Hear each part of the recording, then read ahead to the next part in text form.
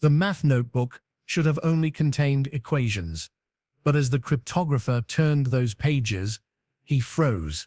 These formulas weren't mathematics. They were Enigma code-breaking techniques, Soviet cipher systems, and algorithms the NSA used in the 19... The retired teacher looked at him and smiled. Mathematics has different applications.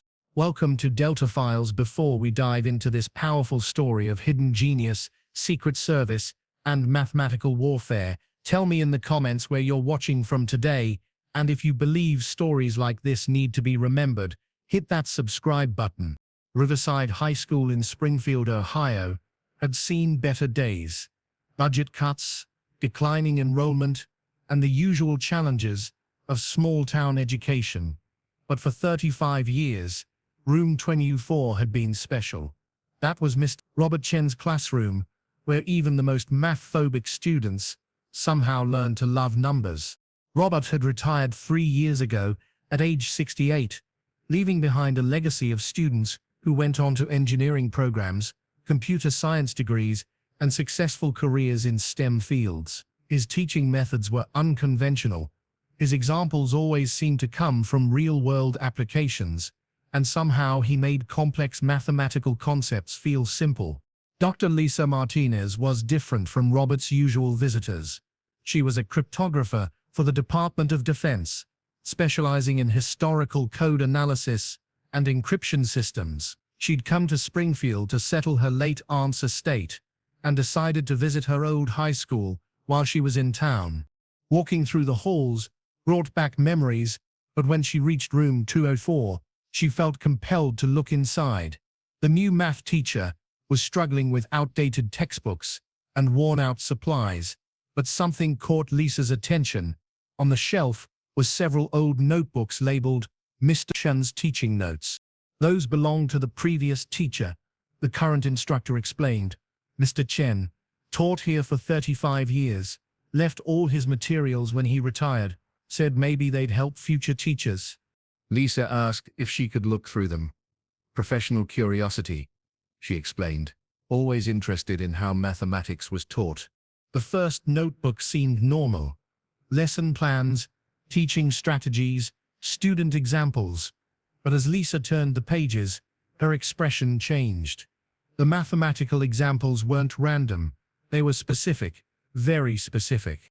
On page 47, she found a practice problem that was actually the mathematical foundation for the Enigma machine, the encryption device used by Nazi Germany during World War II.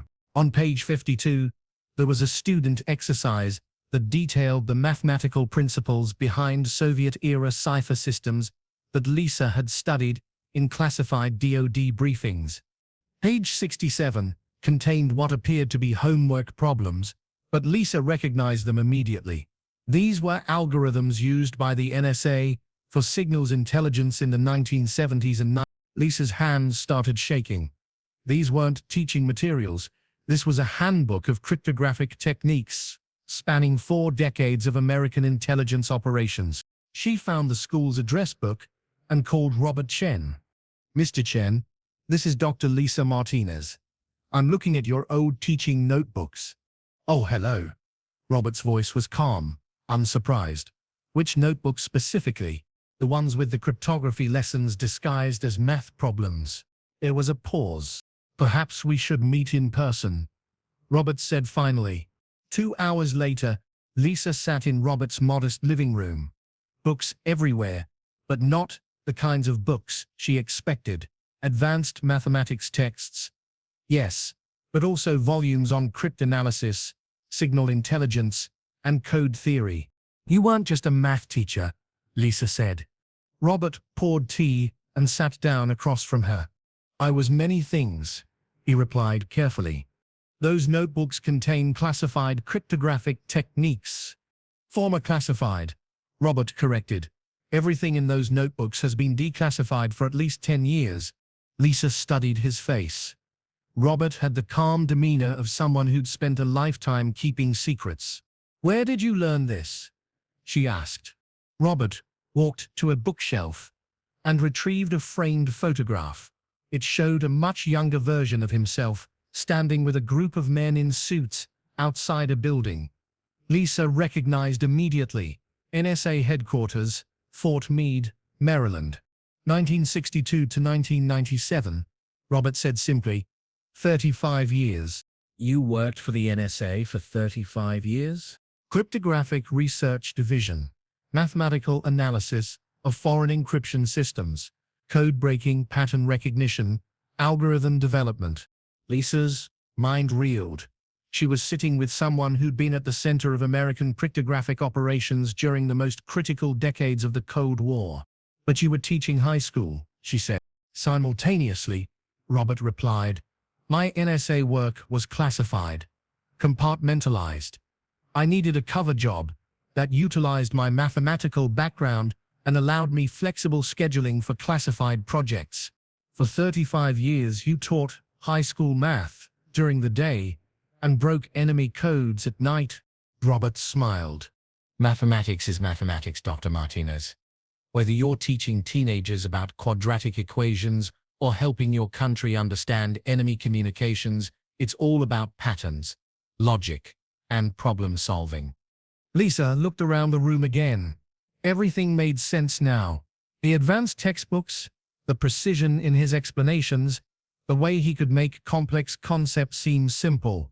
How many people knew? She asked. At the school? None. My NSA colleagues? They knew I taught, but not where. The work was compartmentalized for obvious security reasons. What did you do exactly? Robert was quiet for a moment, considering how much he could reveal. I specialized in mathematical cryptanalysis. When foreign governments developed new encryption systems, my job was to find the mathematical weaknesses, patterns in seemingly random data, flaws in supposedly unbreakable codes. The Enigma techniques in your notebook? Historical research.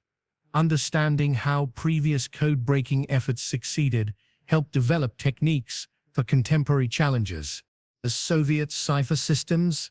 Active analysis. 1970s and 1980s. Some of our most important intelligence came from breaking those codes. Lisa realized she was sitting with someone who'd been instrumental in American intelligence operations for over 3 decades. Why did you include this material in teaching notebooks? She asked. Robert's expression grew more serious.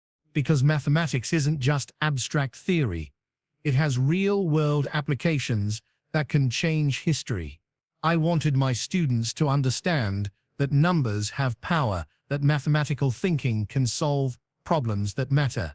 But surely you couldn't teach classified techniques. I couldn't teach current classified techniques, Robert corrected. But declassified historical examples, that's different.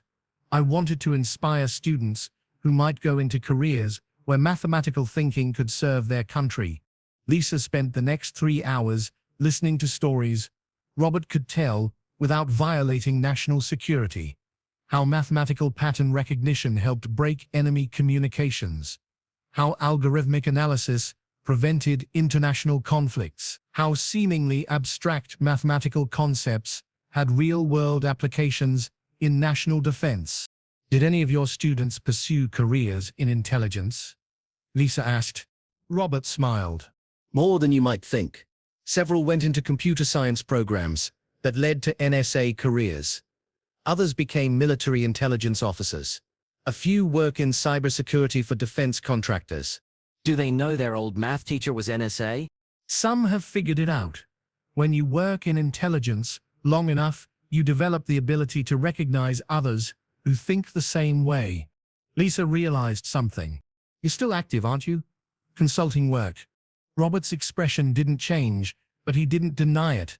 Retirement from full-time service doesn't mean retirement from service entirely. When your country needs your expertise, you provide it.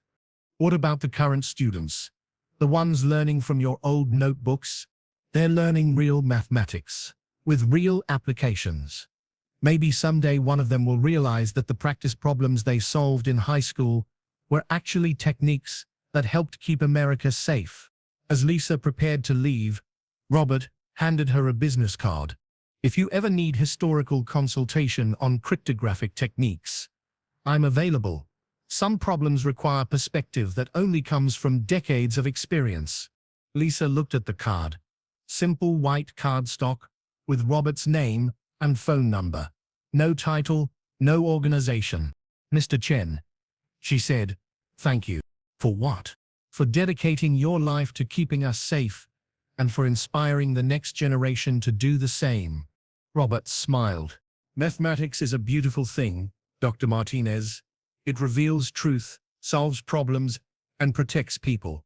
Whether you're teaching it to teenagers or using it to defend your country, it's all about making the world a little bit safer through the power of logical thinking. 6 months later, Lisa recommended Robert as a historical consultant for a DoD project involving Cold War-era encryption analysis. His insights proved invaluable, and his ability to explain complex mathematical concepts helped train a new generation of cryptographers. Now I ask you, have you ever had a teacher who seemed to know more than they were teaching?